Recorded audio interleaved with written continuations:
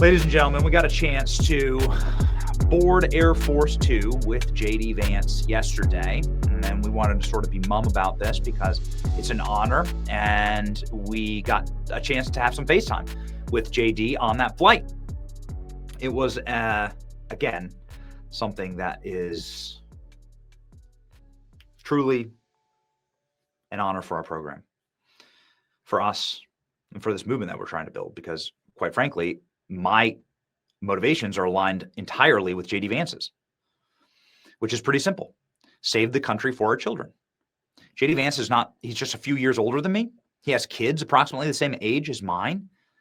And admittedly, I haven't gotten a ton of one-on-one time with him. And so this trip was an opportunity to do that, an opportunity to talk about the future, an opportunity to talk man to man about what we're building here, and an opportunity also to talk about what we should be building in the future for this country. And so it was something truly special. And what are the main takeaways here when it comes to the actual flight? I mean, it was cool. It's Air Force Two. You know, they got their own special food. You get your own special seat. You get your little name card, right, on your seat, and you get welcomed aboard. And they have like this excellent staff, military staff there. So good meals, good little snack, you know, a little like sack lunch is what you get. And the plane itself, much smaller than Air Force One, but a really nice plane. It is the same model plane that of Donald Trump Force One, Trump's campaign plane, the famous Trump plane. And so there's a private office. Obviously, half the plane is like a private office for the vice president. And all of that, of course, is off the record and is a secure location for JD to have private conversations. And so we're going to keep that private part private, but let's just talk about the top line here, about what we learned with JD Vance and what we learned yesterday. I learned that JD Vance is just motivated the way any American dad is motivated. I learned that JD Vance is just one of these guys that is hustling because he loves this country. He's just grinding because he loves this nation. He has kids and he doesn't want the nation to fail. I learned that he's really deeply tied into internet culture, just like you'd expect. He's pretty young. And that these kind of shows, the memes, the JD Vance news cycles and super cycles, some of the bigger trolls, some of the bigger Stan accounts, some of the better memer accounts, that JD Vance knows it all. It's very cool. And he's deeply attuned to it. And that makes him so nimble in his capacity to actually navigate that ecosystem. That's why he is constantly top of the feed. And that's why he's constantly trending. And that's why he's the number one meme in the world, actually. I learned that JD Vance cares deeply about domestic policy in this country. And he said so last night. This is of no secret. And he said so on stage, like, my job as an American vice president and American leader is to care about the interests of Americans and not Indians or Israelis or Chinese people or Japanese people or Ukrainians or Russians, for that matter. It is specifically to care about Americans. That is indeed my job. And what I wanted to bring to that meeting from my own perspective is a perspective of a young person and young people that are suffering in this country and trying to get by and trying to make this nation work for them, trying to seize the American dream, which has become totally and completely out of reach for young people. Buying a house, being able to support a family, having your wife stay at home, with the kids, as I think is properly ordered and designed. All of that stuff is just utterly out of reach for so many American families. I mean, people can make it work, but it's getting harder and harder. The idea of your grandparents' America seems like a time gone by, trapped and captured inside of a Norman Rockwell painting that doesn't exist anymore. And it's not exactly true.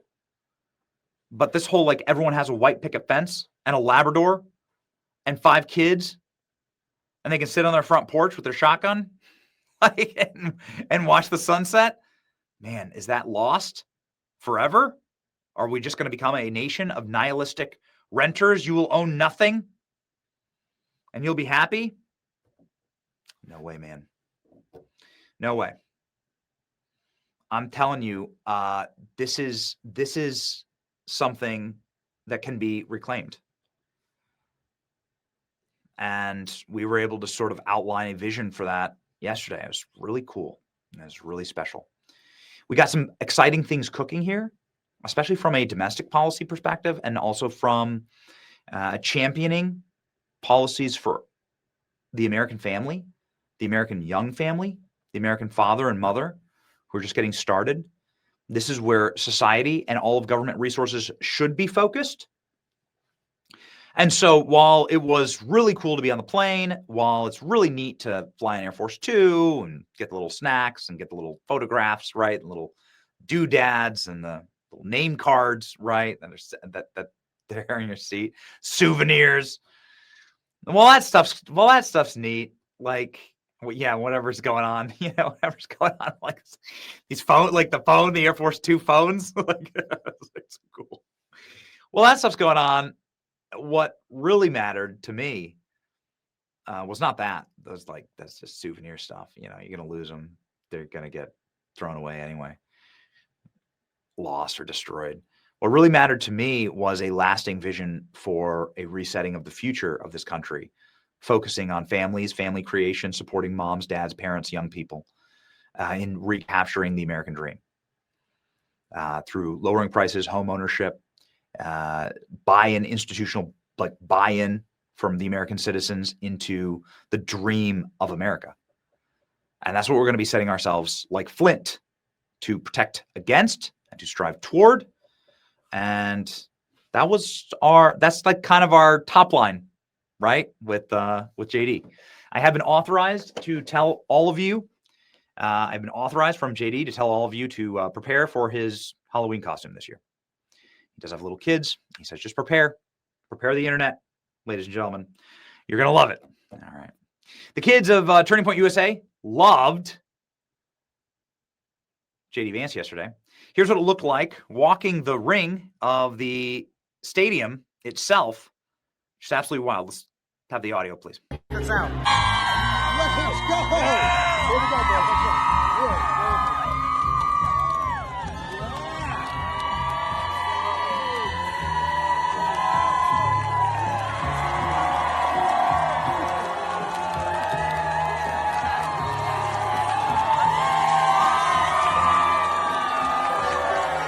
$10,000 people.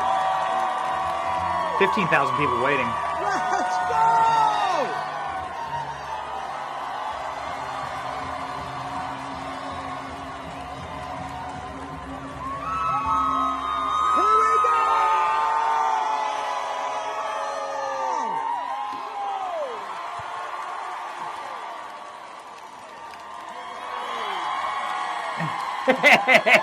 Here we go! You can trust me to at the very least be the hype man. Let's go, Mississippi!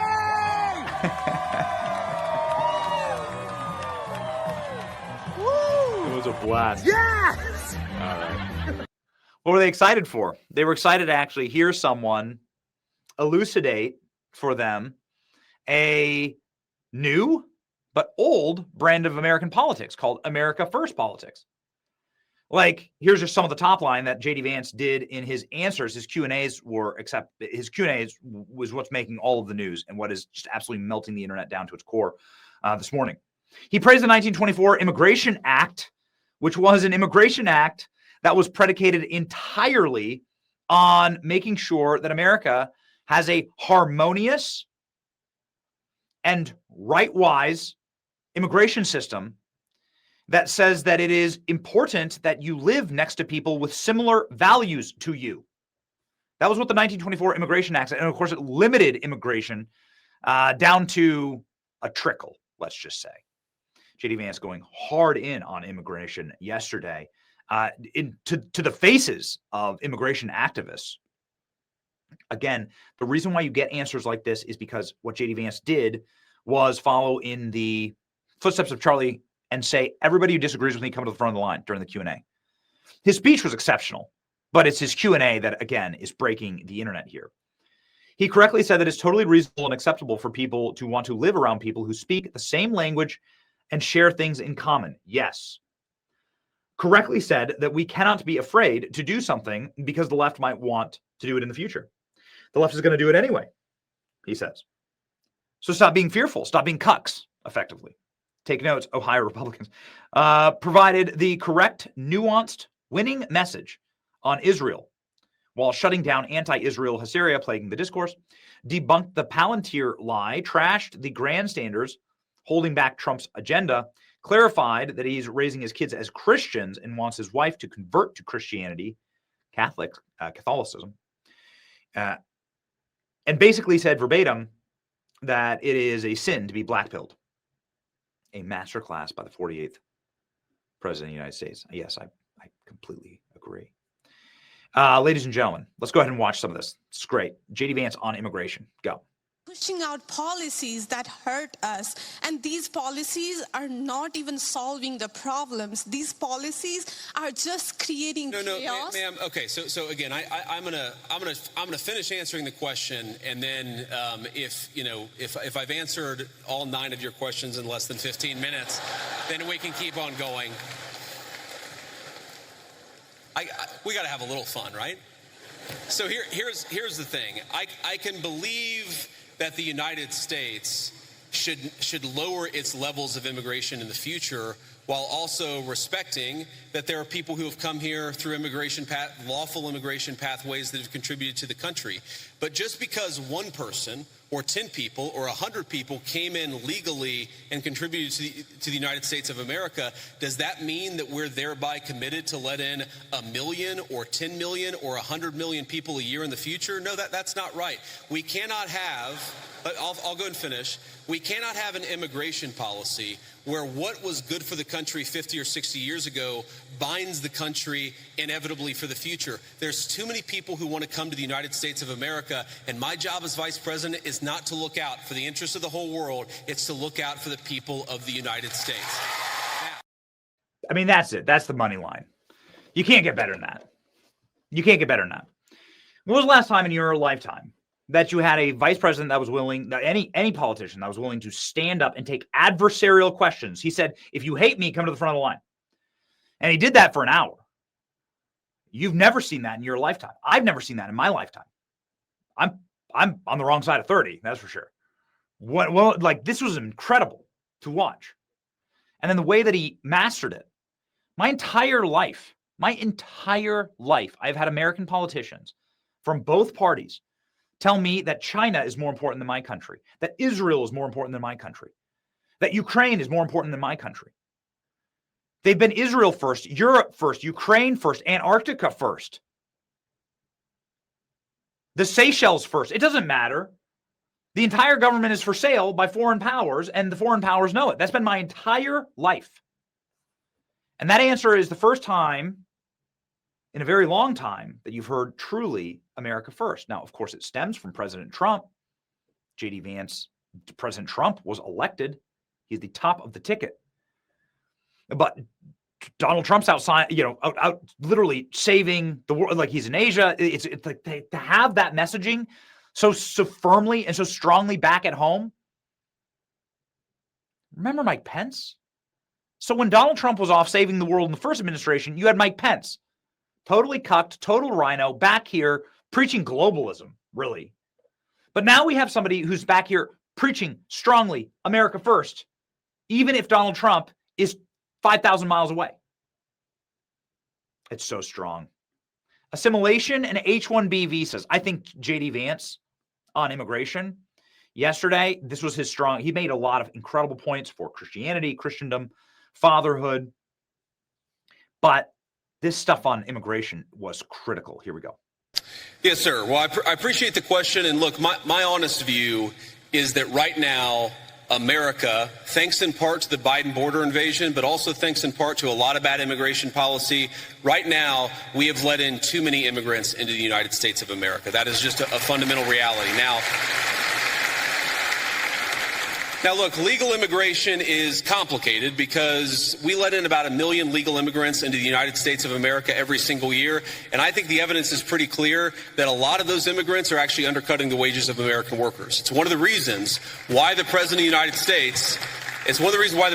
States and a lot of us in the administration have encouraged H-1B reform, because if you look at the H-1B visa, what it's supposed to be is that you have a super genius who's studying at an American university, who's working at a great company. You want that super genius to stay in the United States of America and not go somewhere else. What it's actually used to do is hire an accountant at a 50% discount to an American citizen. I don't think that we should be hiring accountants from foreign countries when we've got accountants right here in the United States that would love to work for a good wage.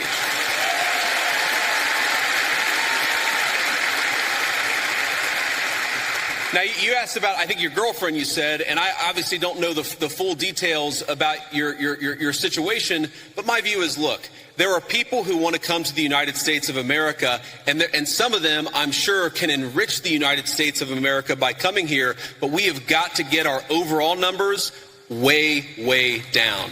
Too many people have come into the United States of America. I am married to the daughter of immigrants who came to the United States in the 1980s. I do believe that many immigrants do in fact enrich the United States of America. But here's the problem. We don't even know how many illegal aliens we have. We don't even know. The best guess is probably 25, 30 million people. I've heard estimates as high as 50 million. When something like that happens, you've got to allow your own society to cohere a little bit, to build a sense of common identity, for all the newcomers to assimilate, the ones who are going to stay, to assimilate into American culture. Until you do that, you've got to be careful about any additional immigration, in my view. Thank you, sir. Thank you.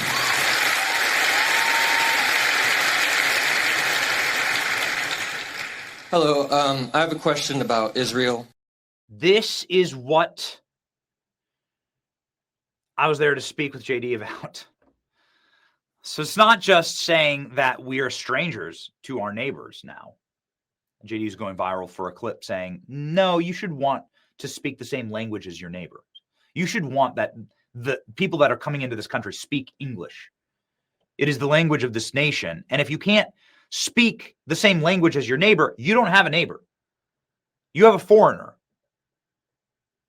You're not, diversity is not your strength in that situation. It could well be your demise. If you can't communicate with your neighbor, then something terrible is going to happen.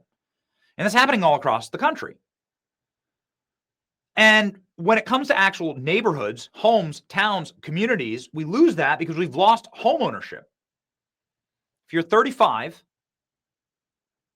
the chances of you owning a home right now, 35 and younger, is 30%. That's dropped. That's half of what it was for your grandparents. You can't have community. You can't have neighbors if people aren't actually buying homes. Something we're going to be working on critically. And to serve the people that are actually in this country, the Native Americans, as I would like to call them, as I am one of them. The Native Americans. Raise your hand if you were born here. What JD is articulating is that the government should be serving the people who are native to this place, who own this country. And what founded this country? Christianity. What was the practicing religion of all of our founders? It's Christianity. What's woven into the core of our very being, carved in 3-foot stone all across the city on our currency. In God we trust. Christian principles forged this nation and preserve this nation to this very day. And without them, we collapse into darkness and in the dark ages. Without them, we are immediately conquered. And so JD Vance, ringing like a bell. It looks like a number of these clips, Klein, are on religion. Why don't we play these? F2, G, and G2? And let's just rock and roll on these. Thank you so much for being here. My name's Lucy. And I'm Ellie, and we're with the Turning Point chapter for this question. Thank you, guys. Can you tell us how your faith helps you in your role as vice president? Well, I appreciate that. That is a very good question. And, This is another way in which Charlie has affected my life. I would say that I grew up, again, in a generation where even if people had very deep personal faith, they didn't talk about their faith a whole lot. And I grew up in a country where you just didn't hear political leaders talk about their faith. But the reason why I try to be the best husband I can be, the best father I can be, the reason why I care so much about all the issues that we're going to talk about is because I believe that I've been placed in this position for a brief period of time to do the most amount of good for God and for the country that I love so much. And that's the most important way that my faith influences me, is we all get a limited opportunity to make a difference.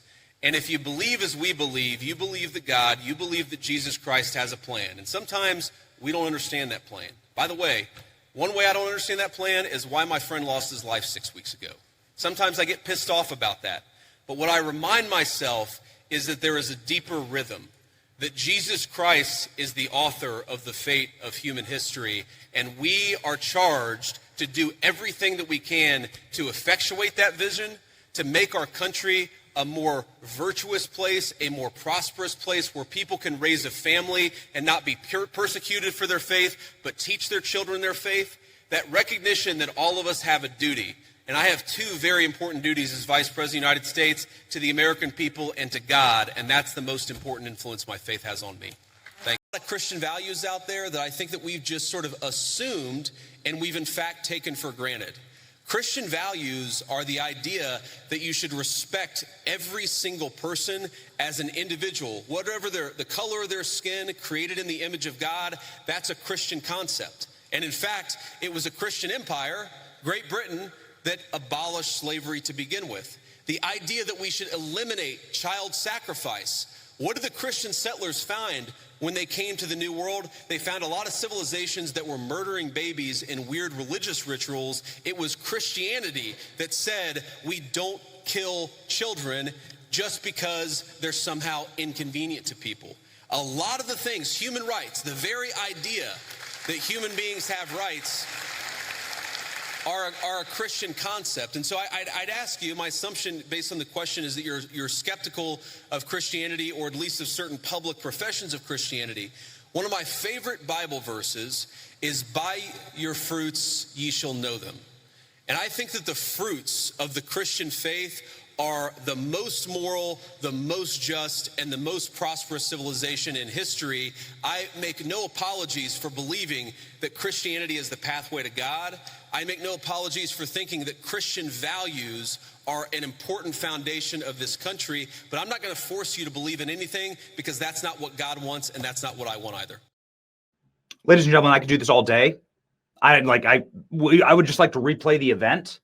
I was sitting there in the front row, just like with my jaw slacked the whole time, saying, I can't believe I'm hearing this. Hold on. You're talking about the 1924 Immigration Act? You're talking about how Christian values are fundamental to this country? You're not going to apologize for them?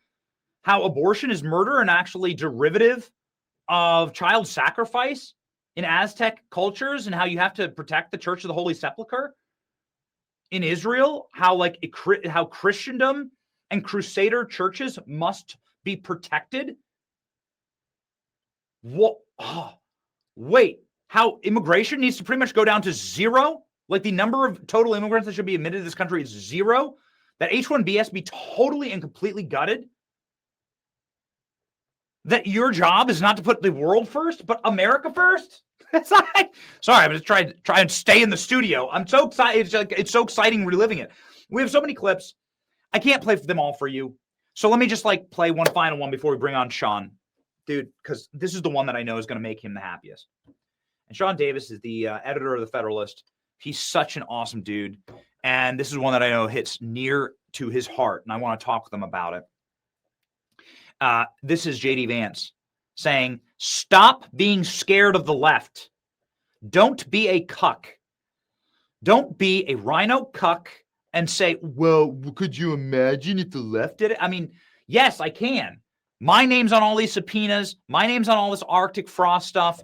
Our channels we're constantly being deplatformed. We're constantly being attacked.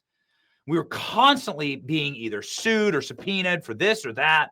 Yes, of course I know what it's like on the other side. Could you imagine if the left tried to shut down free speech? Yes, I can, because it happened to me. It happened to the Federalist. Sean, the publisher of the Federalist, will be on in just a moment. And so, yes, we do understand. We are well aware that what the left is capable of and what they will do. That should not be a deterrence to us taking the steps to right the ship. In fact, the more cultural ground that we gain, the more we make them have pain, use the same tools against them. Perhaps there will be a little bit of a Labrador training there where you learn, like maybe it's best to not engage in lawfare. Maybe it's best to not censor speech. Maybe it's best to win in the free market of ideas. And maybe it's best to dump some of the radical pagan religion that we've been trying to shove down everyone's throats. Again, it is not the church that was impeding on government. It was the government impeding on the church for the last 4 years. They created a new religion. That religion was wokeism. They redefined marriage. They redefined gender. They redefined roles in society. They redefined God himself. Of course, they can't do that. And of course, God will not be mocked. And therefore, you have this moment right here from J.D. Vance. I'm just wondering, well, it's not necessarily something you did wrong, but it's what could someone else do wrong? Let's say we get a complete tyrant in office, and let's say Turning Point USA is having a huge protest against, something really bad that we don't like, and let's say a president is saying that it's getting violent. How can we, I'm trying to think, my mind's kind of blank. What is the difference between what you're doing and how could we prevent someone from abusing that power? Yeah, so look, I understand where the question is coming from, and I think it's a fair question. And it's going to sound like I'm being sarcastic, and it really is not meant in any offense. But when you talk about what could another administration do, to take a wild, hypothetical example totally off the top of my head, what if Joe Biden sent the Federal Bureau of Investigation to start arresting his political opponents? Okay? So here's something that I want conservatives, I want every conservative to remember. It's an important part of my entire political philosophy is we cannot be afraid to do something because the left might do it in the future. The left is already going to do it regardless of whether we do it. That is the takeaway of the last 40 years. And in particular, if you look at what we're doing, if Joe Biden wanted to deploy the National Guard to a red state in a place where the murder rate was twice what it is in third world countries to actually go after murderers, that would be a great use of the National Guard. Unfortunately, I don't think Joe Biden would use it like that. What I'm worried about, frankly, is what the far left already did with American law enforcement, and that is the thing that we have to prevent against. And the answer to that question is you make sure the people who did it face penalties for using the federal power against American citizens. And by the way, that's exactly what we're trying to do. Ladies and gentlemen, a perfect answer